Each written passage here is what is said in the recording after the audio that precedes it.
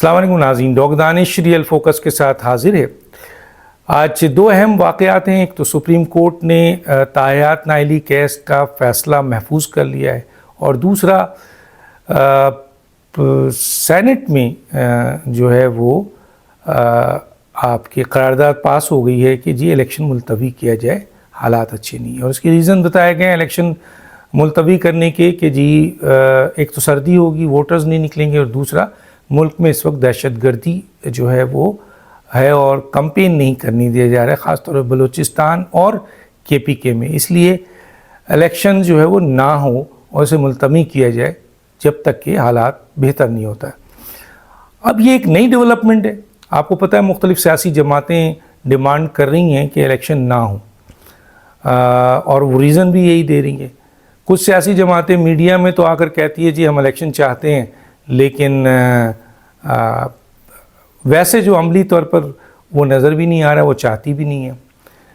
اور PMLN ابھی جو سینٹ میں قرارداد پاس ہوئی ہے، کیونکہ واحد باڈی رہ گئی ہے اس وقت موجود سینٹ، کیونکہ قومی اسمبلی اور چاروں صوبائی اسمبلی تو ڈیزالو ہو چکی ہیں، تو سینٹ نے یہ پاس کیا۔ اور سینٹ کے پاس کرنے کا مطلب یہ ہے کہ وہ ممبر ہیں، یعنی سیاسی ممبر ہیں، اور جو قرارداد لائے ہیں وہ PMLN کے لیڈر ہیں۔ حالانکہ ایک PMLN کے جو ممبر ہیں، سینیٹر ہیں، انہوں نے اعتراض بھی کیا، لیکن بقیہ جتنے بھی لوگ تھے وہاں پہ انہوں نے اس کی تائید کی۔ اس میں پیپلز پارٹی بھی ہے، PTI بھی ہے، PMLN بھی ہے۔ تو چنانچہ ملک کی 3 بڑی سیاسی جماعتوں کے نمائندے سینٹ میں الیکشن ملتوی کرانے کی قرارداد پاس کروا چکے ہیں۔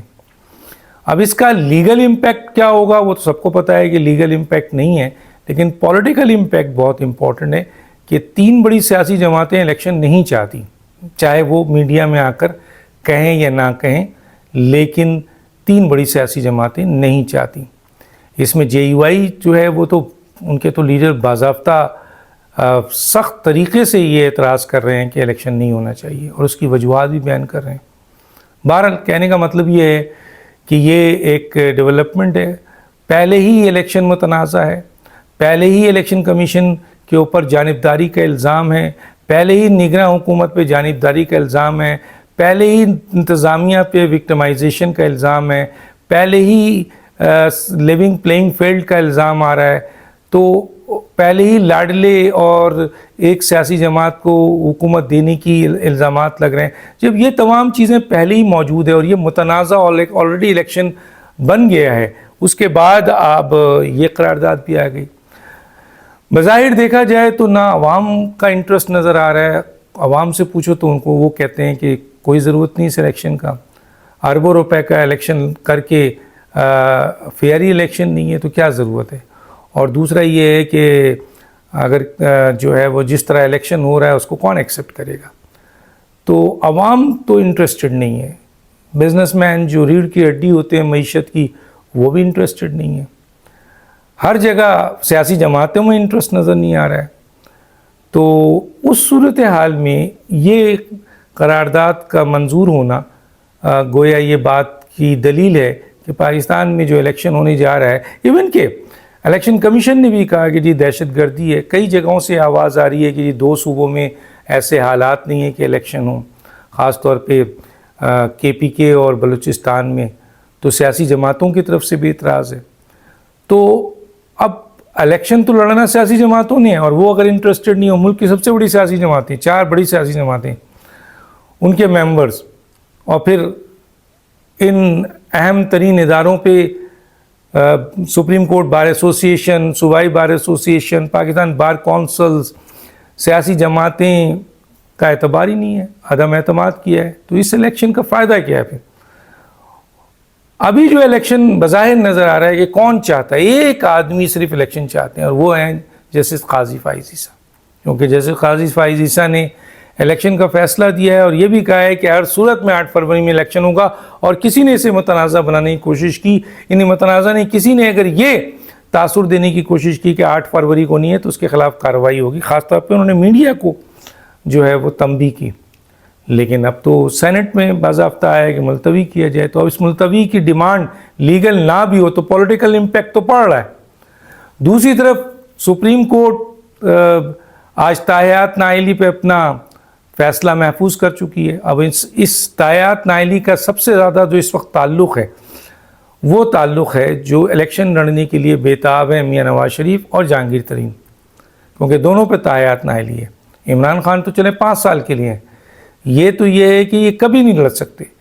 تو یہ فیصلہ اگر فرض کیجیے یہ آ گیا کہ جی یہ تایات نائلی صحیح ہے تو میاں نواز شریف صاحب اور جہانگیر ترین صاحب تو پھر آئندہ الیکشن نہیں لڑ سکیں گے.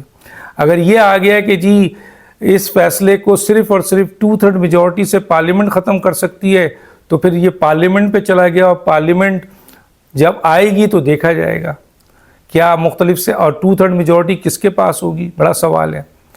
حالانکہ اس وقت جو یہ کیس ڈسکس ہو رہا تھا کہ کیا الیکشن ایکٹ 2017 میں جو پارلیمنٹ نے ترمیم کی اور ایک قانون بن گیا ہے اور انہوں نے 68(1)(f) کو 5 سال کر دیا ہے، وہ ایگزسٹ کرے گا، یا جو 5 رکنی بینچ ہے آپ کے جن کا فیصلہ ہے کہ 62(1)(f) کے بنیاد تایات نائلی ہے. اب سپریم کورٹ میں 3 کیس زیادہ ڈسکس ہوئے، لیکن 2 بہت زیادہ ہوئے. ایک تو سمیع اللہ بلوچ صاحب کا، جس میں 5 رکنی بینچ نے جو 13 اپریل 2000 میرا خیال ہے 18 ہے فیصلہ دیا تھا کہ تایات 62(1)(f) کے تحت جو نائلی ہوگی وہ تایات ہوگی. اب اسحاق خاقوانی کیس بھی ہے جو 7 رکنی بینچ ہے، اس کا فیصلہ تو بظاہر نظر نہیں آیا، لیکن اس میں جو آگے چل کے فیصلہ دینا تھا، لیکن ریمارکس یہی تھا کہ یہ فیصلہ پارلیمنٹ پہ چھوڑا جائے. مبشر حسن کیس جو 17 رکنی بینچ ہے، جب اس میں 62(1)(f) یعنی تایات نائلی کی ڈسکشن ہوئی تو اس میں یہ کہا گیا کہ یہ معاملہ پارلیمنٹ پہ چھوڑا جائے. تو اب جبکہ اس پہ کافی دلائل ہو گئے ہیں، کافی باتیں ہو چکی ہیں، اب سپریم کورٹ نے اس پہ بہت ساری باتیں کی ہیں. بظاہر آبزرویشن جس قسم کی گفتگو تھی، ڈکلیریشن کی بات کی گئی، پھر یہ بات کی گئی کہ کیا ایک قانون جو ہے وہ سپریم کورٹ کے 5 رکنی بینچ کے فیصلے کو بدل سکتا ہے. پھر یہ کہا گیا کہ سمیع اللہ بلوچ کی کیس کا فیصلہ جب تک موجود ہے اس وقت تک تایات نائلی موجود ہے. تو اس پہ سپریم کورٹ کے اندر بہت ڈیبیٹ ہوئی، کئی آپ کے اس میں لائر آئے.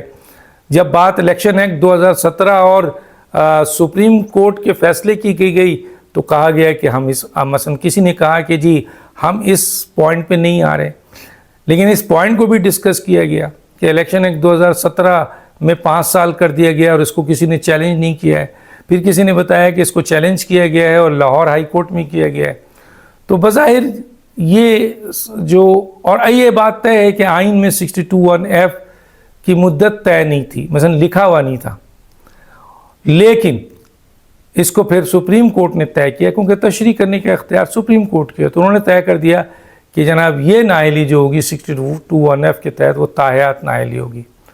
تو چنانچہ اب اس تایات نائلی پہ کافی ڈسکشن ہوئی ہے، کافی ریمارکس ہے، شریعت کی بات بھی کی گئی ہے، اسلام کی بات بھی کی گئی ہے. پارلیمنٹ ایک طرف کہا گیا کہ جی یہ جو 5 رکنی بینچ ہے جو فیصلہ کیا ہے کیا یہ پارلیمنٹ کے 342 اراکین سے معتبر ہیں،